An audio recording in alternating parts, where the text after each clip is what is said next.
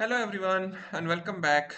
Now let's look at the discrete time representations of the complex exponential and sinusoidal signals. In the previous lecture, we have looked at the continuous time variants. So let's define the discrete time complex exponential first. So the expression is going to be x of n c alpha raised to power n. So C is again an amplitude of the exponential, and alpha is basically a term which is going to have a frequency variable. Just in case if you guys are wondering why it doesn't resemble the continuous time variant, which was x of t is equal to c e raised to power alpha t. So if you want to have a similar notation, we could substitute that alpha is equal to e raised to power beta, and then the discrete time complex exponential expression is c e raised to power beta n, which resembles the continuous time version now. But it will become evident in a while why we tend to refer to this particular expression when it comes to the discrete time representation of the complex exponential. Otherwise, this one is equally valid, which is the similar, which is written in a similar way as the continuous time variant. Okay, so just like before, we are going to start with the same assumption that both my C, which is the amplitude, and my alpha parameter, which is basically my frequency parameter, we are going to consider them that they are real. Okay, just like the before. And then we are going to see what we have different sketches. So the the equation which we are going to plot is this one, C alpha raised to power n. So let's see the different versions of this one. So the first version is when the value of alpha is basically greater than 1. So when the value of alpha is greater than 1, this is the exponential which we are going to get. So this is now a rising exponential. Remember, we are drawing a discrete time variance. So you're going to draw the samples now. And if you want to see the value at n is equal to 0, so at n is equal to 0, my signal x of n is going to be C alpha raised to power 0. Something raised to power 0 is going to be 1. So the answer is C. So let's say for the just sake of argument that this is n is equal to 0, then this particular value is going to be the C value. Okay. And then as the value of n is increasing, this is the trend which we are going to get. So the trend is the increasing exponential, just like before when we discussed the continuous time variant as well. So if you want to find out the value of beta, for example, what we are saying over here is that the value of alpha is greater than 1. So what does that essentially mean is that the value of E beta should be greater than 1 because alpha is equal to E beta, and then this can be true only if the value of beta is greater than 0, because e raised to power 0 is 1. So unless the value of beta is greater than 0, this is not going to be true. So for beta greater than 0, which is the same case as over written over here, alpha is greater than 1, we are going to have a rising exponential. So it's the same sketch which we plotted for the continuous time version. The only thing is we are plotting a discrete time variant of that thing now. Okay, let's see the next curve, which is drawn for the value of alpha between 0 and 1. Okay, now this curve is for a value of alpha between 0 and 1. Okay, so before I jump to the this curve, let's take one example. If the value of alpha is greater than 1, what do we mean by, let's take the value of alpha is equal to 2, and let's, for the sake of argument, let's say the value of c is 1. Okay, so what essentially you guys are plotting is this thing, x of n is equal to 2 raised to power n, and the value of n is 0, 1, 2, 3, plus minus 1, plus minus 2, and all those values. Okay, then if you keep on substituting the values, what you're going to get is 2 raised to power 0 is going to be 1, 2 raised to power 1, 2 raised to power 2, 2 raised to power 3, 2 raised to power 4, and so on. So what you can see is that the trend is that it's going to be an increasing trend. So that is what is showing over here. Okay, That is what this thing is. And if you want to substitute the minus values, you can do that as well. So 2 raised to power minus 1 is going to be 1 upon 2, and the value is going to be 0.5. Okay. So the over this side, the values are going to be decreasing. So that is what I mean when I say that this first case, which is written over here, is was when the alpha is greater than 1. All right. Okay, so now the second case which we are discussing, this one, we are assuming the value is greater than 0 but less than 1. So let's say the value is of alpha is simply 0.5, okay? And then x of n, assuming that c is 1, remember we are keeping c is equal to 1 for the simplicity, then this is 0.5 raised to power n. All right, and now if you keep on substituting values of n, and what we are going to get is 0.5 raised to power 0, and then 0.5 raised to power 1, 0.5 raised to power 2, 0.5 raised to power 3, and so on. And over this side, you are going to have 0.5 raised to power minus 1, 0.5 raised to power minus 2, and so on. And now if you plot them up, 0.5 raised to power 0 is 1, and then this is 0.5, this is 0.25, and this is going to be 0.125, and so on. So you can see the values are now decreasing, and over this side you have 0.5 to the power minus 1, which is essentially 1 upon zero point 0.5, which is 10 upon 5 and 2. So over here you have value of 2, then you are going to have a value of 4, and so on. So what you can see is, as the value of n is increasing, the number of the sample amplitude is basically decreasing. So this is the case of a discrete time exponential signal, real exponential signal, when the value of alpha is between 0 and 1. So you are going to get a decreasing discrete time complex exponential, decreasing discrete time real exponential signal. It's not a complex exponential signal, it's a real exponential signal. Okay, so again, what we can see is, if this is the range, alpha value is between 0 and 1. So again, if you want to find out the value of beta, so what does this mean is that the E beta should be less than 1 and less than 0. And then if you find out the value, this is going to be true when the value of beta is less than 0. Okay, so again, we have already seen in the continuous time versions that if the value of beta is greater than 0, it's a rising exponential, beta less than 0, it's a decreasing exponential. So it's the same thing which is drawn over here, but in a different fashion a bit. Okay, so let's move on to the next two scenarios. So, okay. So far, what we have seen is, for the value of alpha greater than 1, alpha greater than 0, and less than 1.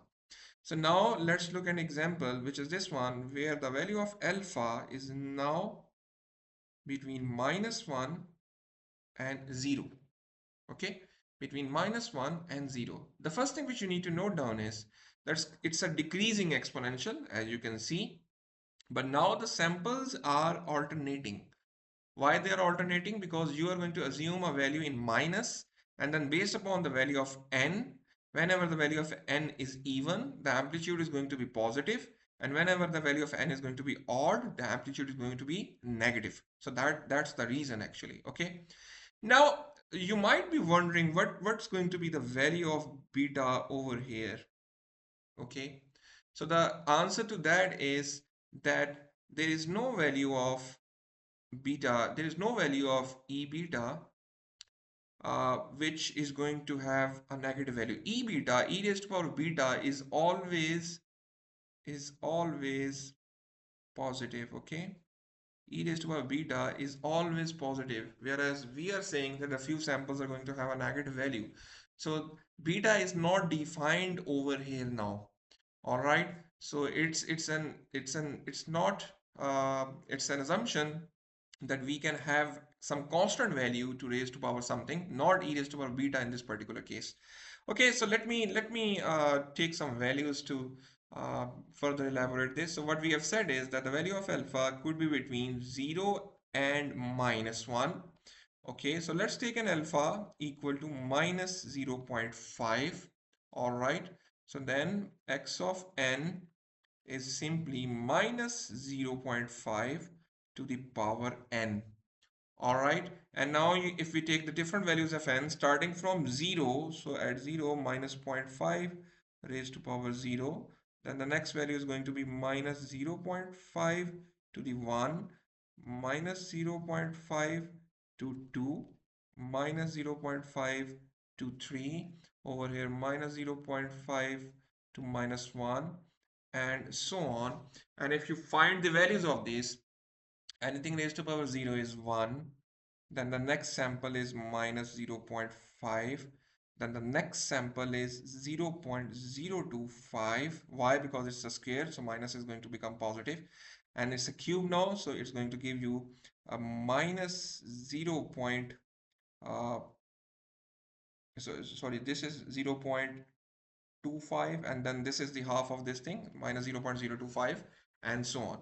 So over here, if you want to have a look at this, so this is going to give you value of minus 2. So what we can see is that in this range, the exponential is again decreasing exponential as the value of n keeps on increasing. But the samples are now alternating in sign. So whenever the value of n is odd, 1, 3, 5, 7, you're going to have a negative sample. And whenever the value of n is even, you're going to have a positive sample. So that's why, although it's a decreasing real exponential, but the samples are alternating. So let's see the last scenario over here, which is drawn for the value of alpha less than minus 1. Again, please remember that there is no value of E beta which is going to satisfy this thing. Okay, so alpha is less than minus 1. Let's see the another example now. So let's take alpha less than minus 1. So we are going to say the value of alpha is minus 2. Okay, so x of n is now alpha raised to power n. So alpha value is minus 2 raised to power n. And now if we start substituting the values of n starting from 0, so this is the first, then minus 2, 1, then minus 2, 2, then minus 2, 3, and so on. Over here, you're going to get minus 2 raised to power minus 1, and so on. Then, if you solve it, minus 2 raised to power 0, anything raised to power 0 is 1. This is minus 2. This is plus 4. This is minus 8. The next one is going to be plus 16. Over here, you're going to get minus 0.5. And as the value of n grows, what we can see that the amplitude, the sample values are increasing. So overall, the trend is that the sample values are increasing, but again, with an alternate sample value. So wherever the value of the n is positive, you're going to have an even sample, and when the value of n is negative, you're going to have a negative sample. So that's how these sketches are being drawn. So now there are few more cases of the alpha which we can assume. So let's draw those as well to complete the uh, sketches. So let's take what's going to be the plot if the value of alpha is 1. Okay, so my exponential is c time alpha raised to power n, and then this is c 1 raised to power n, and we have already said that the value of c is, let's say, 1. So what I'm left with is 1 raised to power n. Okay, so in simple words, this is going to be irrespective of what the value of n is, the output sample values are always going to be equal to 1. Okay, so it's a signal like this. So this is your uh, x of n. Okay, c alpha n, with c is equal to 1 and alpha is equal to 1 as well. So these values are 0, 1, 2, 3, 4, minus 1, minus 2, and minus 3. All right, guys. So if I take alpha is equal to minus 1, then it's a matter of simply plotting. It's not difficult, straightforward. You just need to be vigilant when you are putting the value. So minus 1 raised to power n, again c is 1, so we are going to assume, so we are going to write minus 1 raised to power n. So now let me write some indices. 1, 2, 3, 4, 5, minus 1, minus 2, minus 3, and minus 4. So guys, now when the value of n is odd, you're going to get minus 1. And whenever the value of n is even, you're going to get plus 1. Okay. So for odd, minus 1. For even, plus 1. So all 0, 2, 4, 6, minus 2, minus 4. For all these values, which are the even values, we're going to have the plus 1 value, and for the negative values, we are going to have values samples like this. So this is now an alternating sequence which we have plotted. And finally, if the value of alpha is 0, then it's x of n c alpha n, and this is basically 0. Okay, so there's nothing going to be over here. So this is the first case for the discrete time representation, where we have assumed that the both the amplitude and the frequency variable, which in this case is now encapsulated in alpha, are real. So these are the real exponential signals. Remember, we are plotting the discrete time variants of the real exponential signals in this case. So let's take a look now when we are going to consider the complex exponential and sinusoidal signals scenario. Okay, so what we are saying is just like before, let me write the expression first. So x of n is equal to c alpha n, or I could have written c e raised to power beta times n. So beta is a frequency variable. Then what we are saying is that now beta is purely imaginary, right? Just like before where we said the alpha is purely imaginary, now we are saying that the beta is purely imaginary. Okay, and then also we are assuming that the value of c is 1 for the sake of simplicity. Then what we are left with is x of n 1 e raised to power. Remember how we used to write the real part and the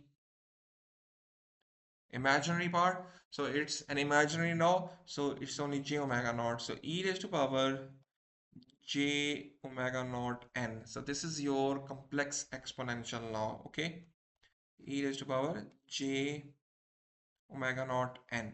So this is a discrete time complex exponential signal. All right, guys. So again, we can write it in terms of a sine and cos, and we can also look at the properties. Now, here is a difference which you need to keep in mind when you are comparing the discrete time complex exponential and continuous time complex exponentials. We made a statement in the previous lecture that the continuous time complex exponentials and sinusoidal signals are always periodic. Okay, but this is not true for the discrete time complex exponential signals. Okay, so I'm going to write this thing over here, which is discrete time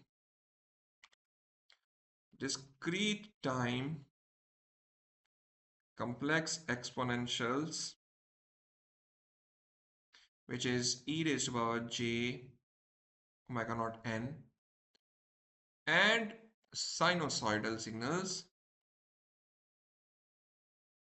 which is sine omega naught n or cos omega naught n, can be periodic or non-periodic. So this is very important. Always remember that the discrete time complex exponential and sinusoidals can be periodic and non-periodic. Okay, it can happen that they are non-periodic as well. While when it comes to the continuous time, we say with certainty that the exponentials and sinusoidals are always periodic signals. Okay, So what's the check? How are you going to check this? So the check is the same, just like before. If you want to check if this signal is periodic or not, the discrete time, the periodicity property remains the same, which is if x of n is equal to xn plus capital N. So capital N is now the time period. Please refer to the time period article if you are not sure what's the capital N is. So it's the time period for the discrete time sequences. So if we check this expression now, e raised to power j omega naught n. Similarly, over here, we're going to write e raised to power j omega naught n, and instead of n, we are going to write n plus capital N. And then if we open them up, e raised to power j omega naught n. So this is going to give me e raised to power j omega naught n and e raised to power j omega naught capital N. All right. And now in order for left hand side to be equal to the right hand side, what we can see is that this particular term should be equal to 1. All right. So in order for this expression to be equal to 1, e raised to power j omega naught n to be equal to 1, again we have two scenarios. Either omega naught n is equal to 0, which is e raised to power 0 is 1, or omega naught n is equal to 2 pi. So we have already seen in the previous lecture that y omega naught n cannot be equal to 0. So this cannot be true, okay? This cannot be true. So omega naught n is not equal to 0. So the only thing remaining is omega naught n is equal to m2, is 2 pi. Now here is the thing which you need to be very careful. When it comes to a discrete time, you are going to write over here an integer m. So yes, omega naught n is either 2 pi or it can be a multiple of 2 pi. All right, because we are talking about discrete time, so both capital N and M, both capital N and M must be integers, must be integers. So now from here, if I compute the fundamental frequency omega naught, that comes out to be M 2 pi upon N. Or if you want to find out the time period N, the time period is M 2 pi upon omega naught. All right, guys. So it's this, and remember, I let me write the for the continuous time. For the continuous time case, we had T naught is equal to 2 pi upon omega naught. Okay, in the previous lecture. So for the discrete time case, we have capital N, or you can write N naught if you want. So N naught is basically equal to m times 2 pi upon omega naught. And in order for the discrete time signal to be periodic, both n and m must be integer values. So this is what the criteria is in discrete time signals. Okay. All right, so the same thing can be proven for the sinusoidal signals, the sine signal and cos signal. So you can do the same method to check the time period for those two signals as well. Now let's look at these three examples which are written over here, and let's try to find out the time period for these three cases. Okay, so the first one is the x of n. Let me write this over here. So the first case is x of n is equal to cos 2 pi n upon 12. Let me write this down, or we can write it over here maybe. Okay, yeah.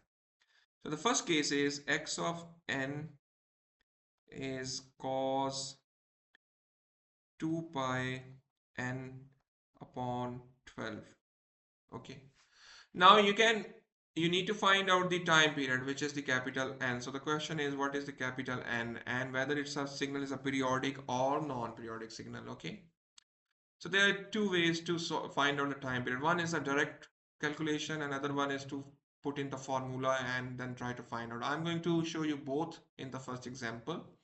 All right. So what we already know that if the signal is periodic, what we are going to do is that x of n should be equal to x of n plus capital N. Okay, so then this is cos 2 pi n upon 12. All right, and over here cos, I'm going to open the brackets inside, so this is going to be cos 2 pi n upon 12 plus 2 pi capital N upon 12. Okay, and then the order for the left hand side to be equal to right hand side, this term which is written over here, which is 2 pi n upon 12 should be equal to m times 2 pi, just like before. All right, so this should be capital N. Yeah.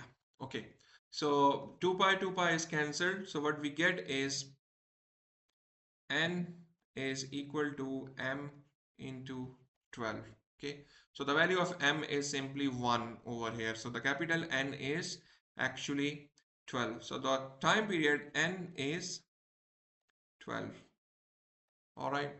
This is one way. You could have computed the time period directly. How? The x of n, the general form of cos or sine is x of n is equal to cos omega naught n. This is the general form. Okay. And then if I compare these two, so what I can write over from here is that omega naught n is basically equal to 2 pi n upon 12. Okay. And then from here, n is going to be cancelled, and what you are left is omega naught is equal to 2 pi upon 12. So now remember, we computed the omega naught expression. So the omega naught is basically equal to this thing, m 2 pi upon n. So omega naught is basically equal to m times 2 pi upon n. So from here you can see that the value of n is 12 and the value of m is 1. So this is another way of finding the time period directly. All right, so the capital N is 12. Okay, so let's come to the signal now. Let's come to the signal and see what is happening. So what we have found is that the time period is 12 and signal is periodic, right? Why? Because both m and n are now integers. Okay, so what does this 12 means? This means that the signal is going to repeat itself after the 12 samples. All right, that is what this means. Okay, so let's say we say that the signal is starting from this point. Okay, let's uh, put an arrowhead over here. That the signal is, let's assume that this is the first sample. Okay, then this is 1 2 3 4 5 6 7 8 9 10 11 and 12, and this is the exactly the same point at which the signal is now going to repeat itself. All right, so one time period is from this point to this point. So n is equal to 12 is actually the number of samples after which the signal starts repeating itself. All right, so this is the visual representation. Let's move to the second example, which is cos 8 pi n upon 31. Okay, let me solve it over here. So the expression is x of n is equal to cos 8 pi n upon 31. Okay, so we can again solve it via both methods. I'm going to solve it directly now. You can try it other way as well. So I know that x of n is generic form is omega naught n, and then I also know that omega naught is basically equal to m times 2 pi upon capital N. Okay, so now if I compare these two expressions, then omega naught is clearly equal to 8 pi upon 31.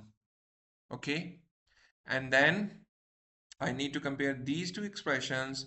So over here, I can see if I write over here 4 2 pi upon 31, then 2 pi term is over here. And then comparing these two, you can clearly see that the value of m is 4 and the value of capital N is 31. All right. So the capital N is 31 and then this integer m is actually 4. So what does this mean? We will come to this point now and try to understand what does M signifies over here. Anyways, it's a periodic signal. Yes, it's a periodic signal because both M and N are integers and the time period for the discrete time signal, this particular discrete time signal is 31. Okay, so you could have done it in the other way as well by using this expression. The answer is going to be the same. So you can try the other method as well if you want to. Now, let's talk about what does this M is equal to 4 means. Now, if I take the same signal and it's, let me write over here, and if I take its continuous time version, that is going to be cos 8 pi t upon 31. Okay, and now if you calculate its time period, the time period for the continuous time version is going to come out to be 31 upon 4. This is going to be the time period. You can calculate it if you want. Okay, so it's going to come out this. If you want me, let me very quickly. So again, it's going to be equal to cos of omega naught t. All right, so omega naught from comparison comes out to be 8 pi upon 31. And then we know that in a continuous time case, omega naught is equal to 2 pi upon t naught. So that means this is 2 pi upon 31 upon 4. So this is t naught. So the t naught is 31 upon 4. Okay. Now, remember in a continuous time case, this time period is valid because you can have a decimal values in a continuous time. But when it's come to a discrete time case, you cannot have a sample at 31 upon 4. Okay, you cannot have a sample at 31 upon 4. So now what does this 4 means? This 4 basically means that after the 4 repetitions of the continuous time signal, you are going to have a discrete time periodicity. That is what this thing means. Or you can say pattern repeats after 4 cycles of x of t. So what I can write over here is that x of n repeats after 4 cycles of x of t. Okay, so I cannot have a sample at 31 upon 4. Okay, I cannot have a sample if I take 2 cycles. Then again, I cannot have a sample at 31 upon 2. If I take 3 cycles, I cannot have a sample again. But if I take 4 cycles, then this is going to cancel. Then the value is 31, which is a discrete value, which shows me that I can have a sample at this location. So this m simply means that the signal x of n repeats after 4 cycles of its continuous time variant x of t. So I hope you guys would have gotten the idea of this integer m. What does that mean? So let's move to the last example now. And over here, the signal x of n is cos n upon 6. Okay, so again I'm going to use the direct relation, which is that x of n is actually generally represented as omega naught n. So from here I can write that omega naught is going to be equal to 1 upon 6. Then I also know that omega naught in discrete time is equal to this thing. Okay, and now if I substitute this over here, you can see that this is not a rational number. All right, or let me solve it in another way as well. So cos of n upon 6 plus capital N upon 6. Okay, cos of n upon 6. So these two expressions needs to be same. All right, and then in order for these two expressions to be same, what we have is that n upon 6 should be equal to m times 2 pi, okay, and then capital N is equal to m into 12 pi. So now you can see that we have a pi over here, which means either n or m are not, one of these two are not integers. Okay, so the same thing was done over here as well. From here, you could have easily seen that n is basically omega naught is 1 upon 6. So 1 upon 6 is equal to m 2 pi upon n, and then capital N was m into 12 pi. So what we can see over here that they are not integers, which means that this particular signal, which is drawn over here, it's a non-periodic signal. Okay, although it gives us you an impression like this is a periodic signal, but it's not. So guys, this is very important bit which you need to keep in mind, that whenever it comes to the discrete time complex exponential and sinusoidal signals, you need to check them properly. They can be periodic or non-periodic signals. Okay. So what we have done now is that we have looked at the complex exponential and sinusoidal signals, and now moving towards the end of this particular video, we are going to look at the general complex exponential signals, which we have done for the continuous time scenario as well. Okay. So again, let me write the discrete time complex exponential first. X of n is equal to c alpha n. All right. And then I'm going to represent c in a form of a polar representation. Okay. And then let's represent alpha as well in polar representation. Okay. Remember, these both are considered to be a complex numbers now. And then what we can do is that x of n is c e raised to power j of theta alpha raised to power n, because there is an n upon alpha, and e raised to power j omega naught n. Okay, and then we take c over here. Let's write alpha as well. Then e raised to power, let's combine the j terms. So j terms combined, omega naught n plus theta. All right, guys. So now it's the same form which we have seen in the continuous time case as well. Let me quickly write the sine and cos form. So the first form is the cos omega naught n plus theta, and then j,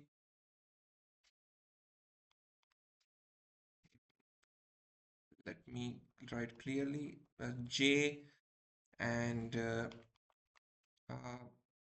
c alpha n sine omega naught n plus theta. All right. Okay, so now depending upon the value of the alpha, we are going to have different sketches of the discrete time general complex exponential. So first of all, if the value of alpha is assumed to be 1, if the value of alpha is assumed to be 1, so what we are going to have is, if we are plotting the real part, so we are going to get only a cos signal, discrete time cos signal, and if we are plotting the imaginary part, then we are going to get only the sine signal, discrete time variant. And then depending upon the value of the alpha, if the value of alpha is greater than 1, okay, if the value of alpha is greater than 1, then we are going to have a rising real exponential multiplied with the cos or sine.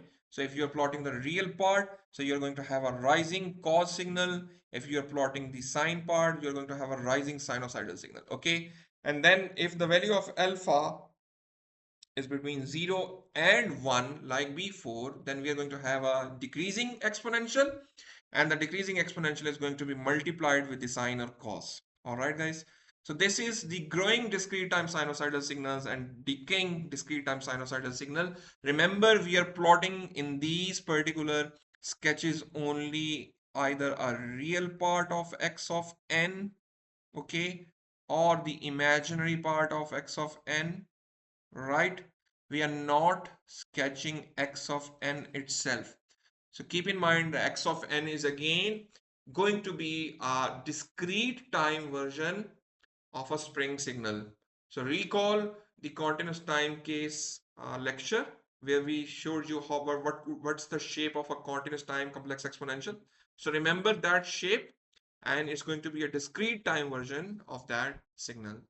All right. So guys, with this, we have now discussed the discrete time complex exponentials and sinusoidal signals. Like before, we started with a simple scenario where both the amplitude and the frequency variable was assumed to be real. So we looked at the real exponential signals, then we looked at the complex exponential signals where we are taking only the imaginary part of the frequency variable, and lastly we looked at the general complex exponential signals by assuming that both my amplitude and frequency have both real and imaginary part. So I hope you would have gotten the idea of both the discrete time and continuous time complex exponential and sinusoidal signals by now. See you in the next video. Thank you. Bye bye.